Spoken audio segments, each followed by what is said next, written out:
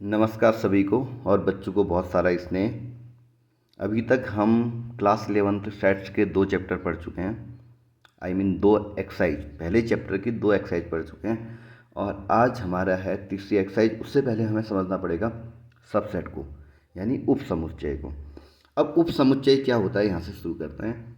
यानी अगर कोई 2 सेट्स हैं, जैसे मान लो एक सेट ए है और ए की वैल्यू है आपकी 1,2 और वहीं पे दूसरा सेट है बी 1 2 3 4। तो ये कब तुम्हारा सबसेट कहलाएगा? कब कहलाएगा? जब सेट ए के सभी एलिमेंट्स बी में होंगे। जब सेट ए के सभी एलिमेंट बी में होंगे तो क्या कहलाएगा? सबसेट कहलाएगा। जैसे इसको हम इस तरीके से लिखेंगे, ए इज सबसेट ऑफ बी। इसको इस तरीके का बनाना, सी का जैसा, लेकिन सी के जो ये है थोड़ा सा बड़ा बनाना है। तो ये एक सबसेट का क्या होता है, साइन भी रहता है। जैसे एक एग्जांपल और लें, ए लिया हमने, मान लो एक साइड लिया आपकी, क्या कहते हैं, मैथ्स बुक,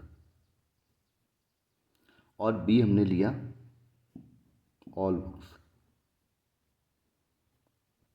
तो एक बार देखिए, सारी किताबें जो हैं मैथ बुक के में, तो सारी किताबें आई जाएंगी ना। तो हम यहाँ पे कहेंगे ए क्या है सबसेट, बी क्या है। और जो पर्टिकुलरली आपकी बुक्स हैं, सारी की सारी बुक्स हैं, क्या है आपका सुपर सेट है और ये इसका सबसेट है। ठीक है, यानी सिंपल शब्दों में, बार बार कह रहा हूँ, सिंपल शब्दों में कहेंगे कि तो क्या कहेंगे कि अगर किसी एलिमेंट के सारे किसी सेट के, यानी किसी समुच्चय के जो एलिमेंट यानी अवयव हैं दूसरे सेट्स में मौजूद हैं, तो वो उसका क्या कहलाता है, सबसेट कहलाता है। ठीक है, इसके बाद है आपका सुपर सेट यानी अधिसमुच्चय। जैसे मैंने जो एग्जांपल दिया था उसी को देखें। अगर मान लो ए की वैल्यू है 1 और 2, एक सेट ये है, और दूसरा है बी, बी की वैल्यू आपकी 1 2 3 4। तो देखिए, आपको पता है कि ए इज सबसेट ऑफ बी, यानी ए के सभी एलिमेंट बी में मौजूद हैं, तो ये क्या हो गया, सबसेट। और अगर ए के सभी एलिमेंट बी में हैं तो हम बी को क्या कहेंगे, बी को हम बोलेंगे सुपर सेट ऑफ ए। ठीक हो गया। इसके बाद कुछ एक छोटे मोटे चीज़ें और हैं, लेकिन एक बहुत इंपॉर्टेंट टॉपिक इसमें है, उसको समझते हैं। वो है पावर सेट। पावर सेट का मतलब है कि एक सेट है, मान लो कोई भी एक सेट है, उस सेट से उस सेट से कितने और सेट बन सकते हैं, ये इसका मतलब है बेसिकली। जैसे मान लो एक सेट है हमारे पास ए, इसकी वैल्यू 1 है, या एक सेट और है हमारे पास बी, इसकी वैल्यू 1 और 2 है। ऐसे कई सारे सेट हैं, तो इनसे और कितने सेट बन सकते हैं? तो इसको निकालने के लिए हम यूज करते हैं एक फॉर्मूला, उसे कहते हैं 2 की पावर n। अगर इसके अंदर एक एलिमेंट है तो इसकी बात की गारंटी की, तो कि इसमें कितने सेट बनेंगे, 2 बनेंगे। इसके एलिमेंट यानी इसके अंदर अवयवों की संख्या कितनी, 2 है, तो ये बनेगा 2 की पावर 2 यानी 4। कैसे देखते हैं, जैसे मान लो बी वाला एग्जांपल लेते हैं, बी के कितने और सेट बन सकते हैं, 1 और 2 के।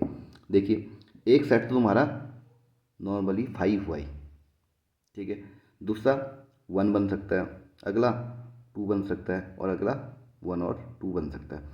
तो यानी एक सेट के कितने और सेट बन सकते हैं, तो 4 बन सकते हैं। और इसी को निकालने के लिए हम यूज करते हैं फॉर्मूला 2 की पावर n का।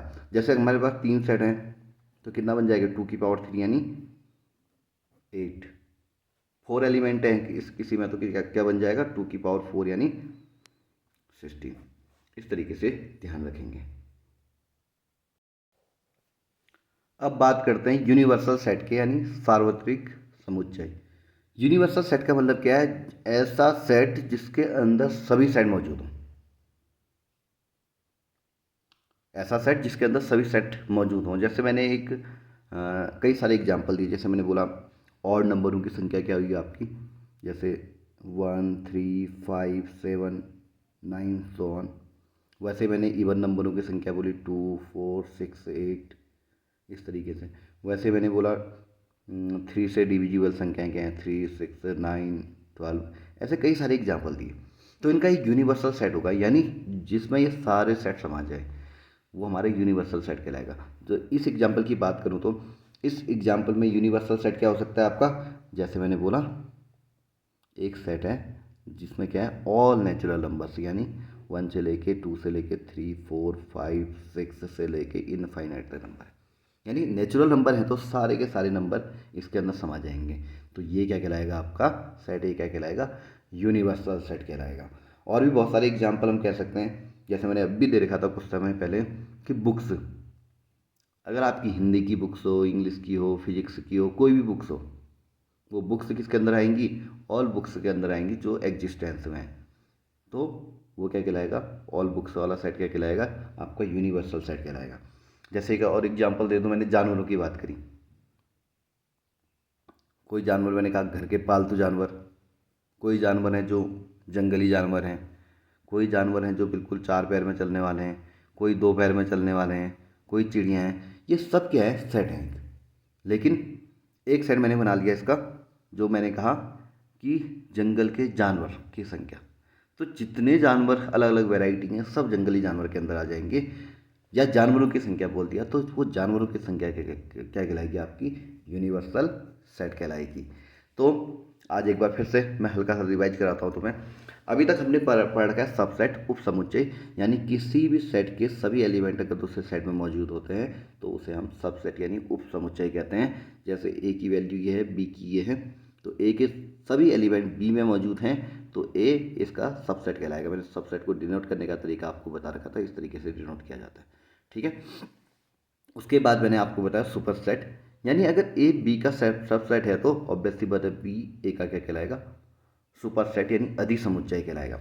उसके बाद पावर सेट की बात करी थी, इंपॉर्टेंट है कि एक सेट के अंदर कितने और सेट बन सकते हैं एक सेट से, तो इसको हम बनाने के लिए फॉर्मूला यूज करते हैं 2 की पावर n का। और उसके बाद आता है आपका यूनिवर्सल सेट, यानी जिसके अंदर सारे सेट समा जाते हैं, वो क्या कहलाएगा, आपका यूनिवर्सल सेट कहलाएगा।